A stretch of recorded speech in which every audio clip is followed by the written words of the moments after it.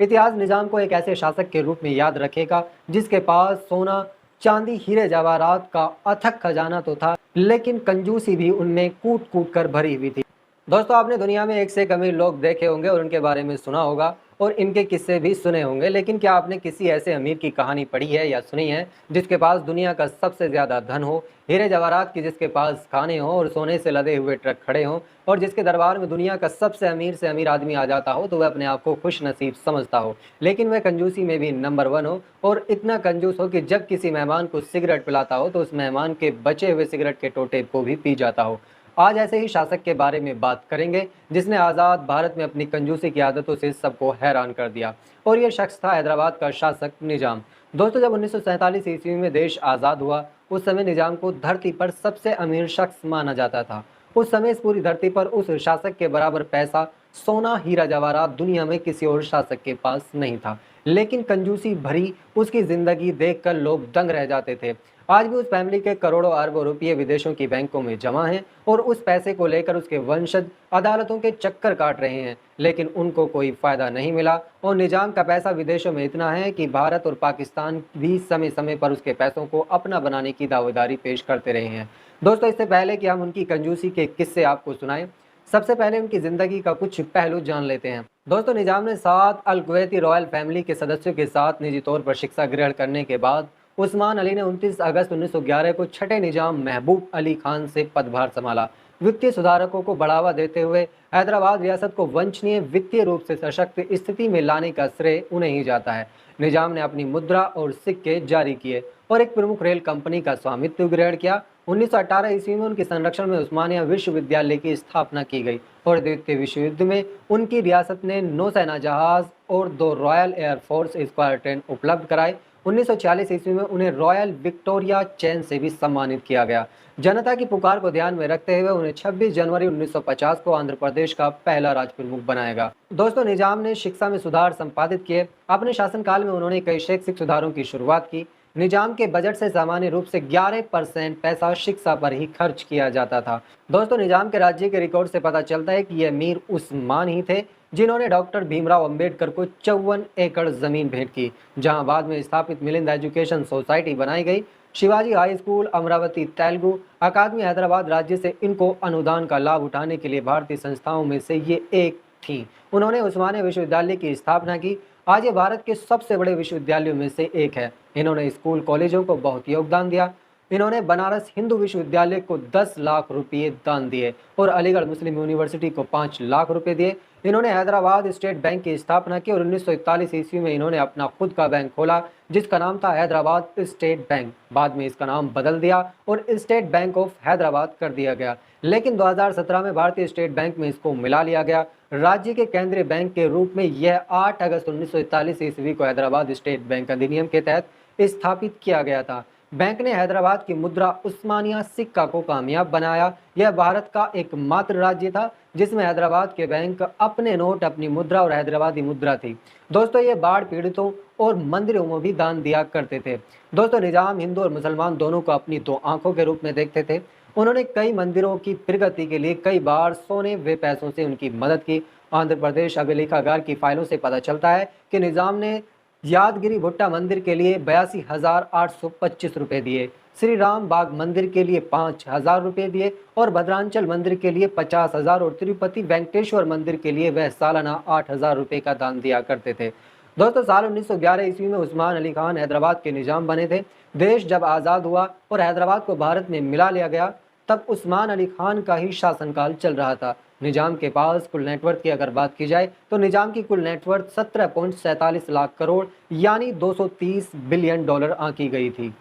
निजाम की कुल संपत्ति उस समय अमेरिका की कुल जीडीपी की 2% मानी जाती थी। निजाम के पास अपनी करेंसी थी, सिक्का ढालने के लिए अपना टकसाल था और 100 मिलियन पाउंड का सोना, 400 मिलियन पाउंड के जवाहरात थे। निजाम की आमदनी का सबसे बड़ा जरिया था गोलकुंडा माइंस, जो उस समय दुनिया में हीरा सप्लाई का एकमात्र जरिया था। निजाम के पास जैकब डायमंड था जो उस समय दुनिया के 7 सबसे महंगे हीरो में गिना जाता था, जिसका इस्तेमाल निजाम पेपर वेट के तौर पर करते थे। इसकी कीमत 50 मिलियन पाउंड के बराबर हुआ करती थी। मशहूर लेखक लैपिरे और लेरी कॉलिंस अपनी किताब फ्रीडम एट मिडनाइट में लिखते हैं, निजाम उस्मान अली खान केवल 5 फीट 3 इंच के छरहरे व्यक्तित्व के इंसान थे। निजाम एक पढ़े लिखे, साहित्य पसंद और धर्मपरायण इंसान थे। उनके राज्य में प्रजाति 2 करोड़ हिंदू और 30 लाख मुसलमान रहते थे। निजाम साहब उस वक्त भारतीय राजाओं नवाबों में से सबसे विकट कहे जा सकते थे। निजाम वह एकमात्र देशी शासक थे जिन्हें आभारी अंग्रेजों ने एग्जॉल्टेड हाइनेंस की अत्यंत उच्च उपाधि दी थी, क्योंकि प्रथम विश्व युद्ध के दौरान निजाम ने इंग्लैंड को 2.5 करोड़ की आर्थिक सहायता दी थी। 1947 ईस्वी में निजाम इस धरती के सबसे धनी व्यक्ति माने जाते थे। क्वीन एलिजाबेथ द्वितीय की ताजपोशी हो रही थी और उनकी शादी भी हो रही थी। तब गिफ्ट के रूप में निजाम का दिया गया शाही नेकलेस काफी चर्चा में रहा। कहा जाता है कि शाही नेकलेस में 300 हीरे जड़े हुए थे। दोस्तों, ये तो थे निजाम के राजसी ठाट बाट के किस्से, लेकिन निजाम की कंजूसी के किस्से तो और भी मशहूर हुए। डोमिनिक लैपिरे और लैरी कॉलिंस लिखते हैं, निजाम लगभग 100 ऐसे संस्थानों के स्वामी थे जहां सोने के पात्रों में चीजें परोसी जाती थीं, लेकिन स्वयं वह मामूली टीन प्लेटों में ही भोजन किया करते थे। अपने शयन कक्ष में बिछी दरी पर बैठकर वह इतने दरिद्र मन के व्यक्ति थे कि अगर कोई मेहमान अपने पीछे सिगरेट का टोटा छोड़ जाता तो वह उसी को उठाकर ही पीने लगते थे। वह बिना इस्त्री किए हुए सूती पाजामा पहना करते थे। मामूली दान पर स्थानीय बाजार से खरीदी गई घटिया चप्पलें पैरों में पड़ी होती। अपने सिर पर पिछले 35 वर्षों से वह एक ही मैली कुचैली टोपी पहन रहे थे। यदि वह किसी राजकीय समारोह में लोगों को शैंपेन पिलाने को मजबूर हो जाते तो उनकी गिद्ध नजरें हमेशा बोतलों पर ही टिकी रहती। बोतलें और उनके बीच फासला ज्यों-ज्यों बढ़ता त्यों-त्यों ही उनकी अकुलाहट बढ़ती जाती। लॉर्ड वेवेल वायसराय की हैसियत से हैदराबाद के दौरे पर आने वाले थे। तब निजाम ने दिल्ली तार भेजकर बाकायदा पूछवाया कि क्या वायसराय महोदय युद्ध के दिनों की ऐसी महंगाई के बावजूद शैंपेन पीने का ही आग्रह रखेंगे। अधिकांश राज्यों में रिवाज था कि साल में एक बार प्रमुख नागरिक अपने शासक के सामने सोने की कोई चीज लाकर सांकेतिक उपहार के रूप में रखते थे। शासक उस चीज को छूता फिर उसके स्वामी को वापस लौटा देता था, लेकिन वापस करने की जगह निजाम हर चीज को लपक कर ले लेते थे और सिंहासन की बगल में रखे कागज के थैले में डालते जाते।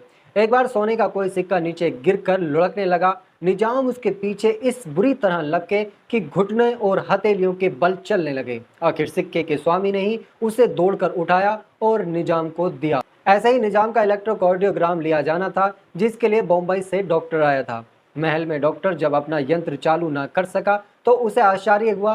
कारण की खोज हुई तो पता चला कि निजाम ने उस कमरे का करंट ही कटवा रखा था ताकि बिजली का बिल ज्यादा ना आए।